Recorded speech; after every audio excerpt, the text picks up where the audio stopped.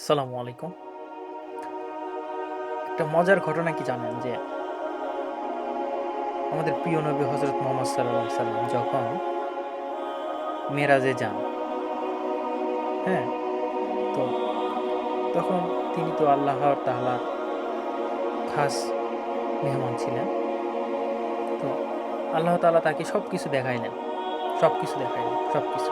তারপরে আমাদের ৮ টি জান্নাত দেখাইল। হ্যাঁ? তো রাসূল সাল্লাল্লাহু আলাইহি সাল্লাম দেখল যে আমাদের যারা গরিব, মিসকিন, অসহায়, হতদরিদ্র, হ্যাঁ? তো এই ব্যক্তিগুলা নাকি জান্নাতে বেশি, হ্যাঁ?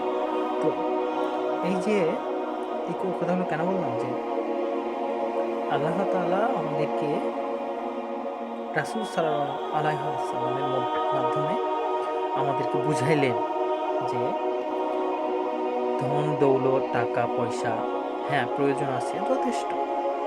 যতটুকু প্রয়োজন বাস এনাফ।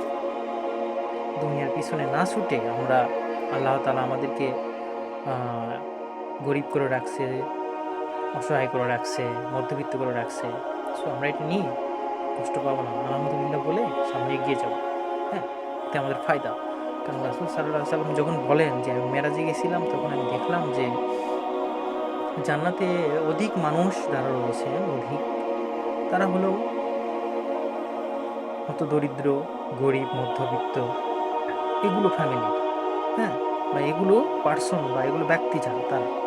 তো আমাদের তো খুশি হওয়ার কথা। আমরা যারা মধ্যবিত্ত পরিবারে আছি তারা কষ্ট না পেয়ে আল্লাহ তাআলার কাছে শুকরিয়া আদায় করে দুনিয়ার জীবন তো কয়দিন, হ্যাঁ? ৬০, ৭০, ৮০ আল্লাহ তাআলা আমাদেরকে জান্নাত দিবেন, হ্যাঁ? এতে কোনো সন্দেহ নাই। সো আমরা যারা মধ্যবিত্ত আছি তারা যেটাই হোক না কেন কষ্ট করে জীবনযাপন করি। বাট পরবর্তীতে আমাদের ফলাফল ইনশাআল্লাহ ভালো হবে এবং আমরা সবসময় চেষ্টা করব ইবাদত করার জন্য। এক আল্লাহ এবং রাসূলের প্রতি বিশ্বাস এনে আমরা সবসময় ইবাদত প্রতি মশগুল থাকবো। ইনশাআল্লাহ ৫ ওয়াক্ত নামাজ আদায় করব, হক পথে চলবো, ঈমান নিয়ে চলবো। আল্লাহ তাআলা আমাদের উত্তম ফয়সালা দান করবেন। ইনশাআল্লাহ।